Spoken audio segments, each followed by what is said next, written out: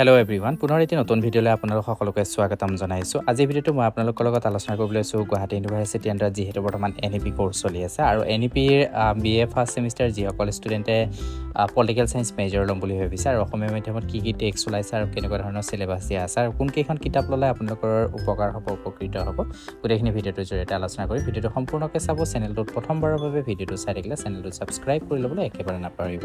আহক ভিডিঅ'টো আৰম্ভণি কৰোঁ।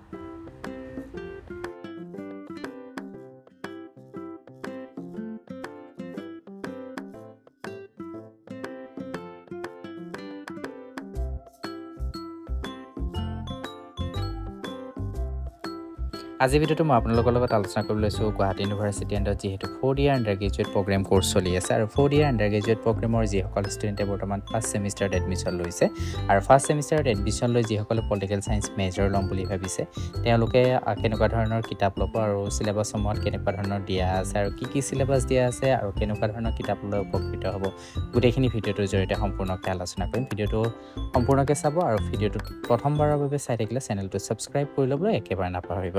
প্ৰথমে মই আপোনালোকৰ সুবিধাৰ বাবে দেখুৱাই দিছোঁ ৰাজনীতিক তত্ত্বৰ পৰিচয়, ইন্ট্ৰডাকশ্যন টু পলিটিকেল থিয়ৰী, আৰু এখন লিখি উলিয়াইছে ডক্টৰ কৃপেশ চন্দ্ৰ পাল, অধ্যাপক পুতুল চন্দ্ৰ নায়ক আৰু ডক্টৰ ৰাতুল চন্দ্ৰ কলিতা আৰু ডক্টৰ গৌতম চন্দ্ৰ ৰায়, এওঁলোকে লিখি উলিয়াইছে। ইয়াৰ কণ্টেণ্টছখিনি মই কৈ দিছোঁ। কণ্টেণ্টছ যিহেতু 4টা অধ্যায় থাকিব। প্ৰথম অধ্যায় দিয়া আছে ৰাজনীতিক তত্ত্বৰ ধাৰা, দ্বিতীয় দিয়া আছে ৰাজনীতিক তত্ত্বৰ অধ্যয়নৰ দৃষ্টিভংগী আৰু সমসাময়িক ধাৰণা, তৃতীয় অধ্যায় দিয়া আছে ৰাজনৈতিক তত্ত্বৰ ধাৰণাসমূহ আৰু চতুৰ্থ অধ্যায়ত দিয়া আছে গণতন্ত্ৰৰ পৰিচয়। এই গোটেইখিনি দিয়া আছে আৰু এই কিতাপখন আপোনালোকে ল'ব ডক্টৰ কৃপেশ চন্দ্ৰ পাল, এওঁলোকে লিখি উলিয়াইছে, 4জনে লিখি উলিয়াইছে আৰু ইয়াৰ যিখিনি সূচীপত্ৰ আছিলে মই সূচীপত্ৰ ক্ৰমান্বয়ে দেখুৱাই দিছোঁ। ইয়াৰ লগতে ভিতৰত 2এটা টপিকো দেখুৱাই দিছোঁ আৰু ইয়াৰ পিছত দেখুৱাই দিম দীপেন দাসৰ কিতাপখন আৰু ডক্টৰ আব্দুল চুকুৰ, এওঁলোকে লিখি উলিওৱা কিতাপকেইখন দেখুৱাই দিম। এই গোটেইকেইখন কিতাপৰ ভিতৰত আপোনালোকে যিকোনো এখন কিতাপ ল'ব পাৰে আৰু ইয়াৰ অসমীয়া মাধ্যমৰ 3খনৰ যিকোনো এখন কিতাপ ল'লে আপোনালোক উপকৃত হ'ব।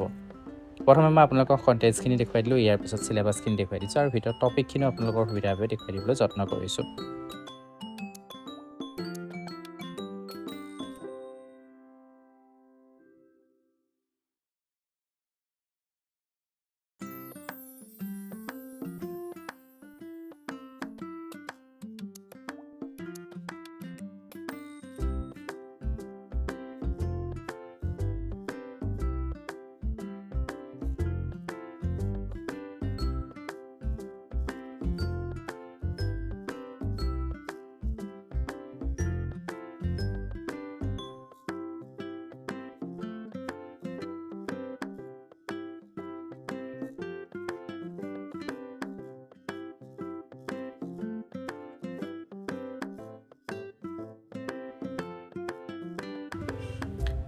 আজি ভিডিঅ'টো মই আপোনালোকৰ লগত আলোচনা কৰিলোঁ ক্ৰমান্বয়ে political science major Guwahati university NEP কোৰ্চৰ ফাৰ্ষ্ট ছেমিষ্টাৰৰ অসমীয়া মাধ্যমৰ টেক্সট বুকখিনি, লগতে চিলেবাছখিনি, লগতে কণ্টেণ্টছখিনি আৰু কোনকেইজন ৰাইটাৰে কিতাপ লিখি উলিয়াইছে আৰু সূচীপত্ৰসমূহ, চিলেবাছসমূহ কি দিয়া আছে, গোটেইখিনি ভিডিঅ'টোৰ জৰিয়তে আলোচনা কৰিলোঁ।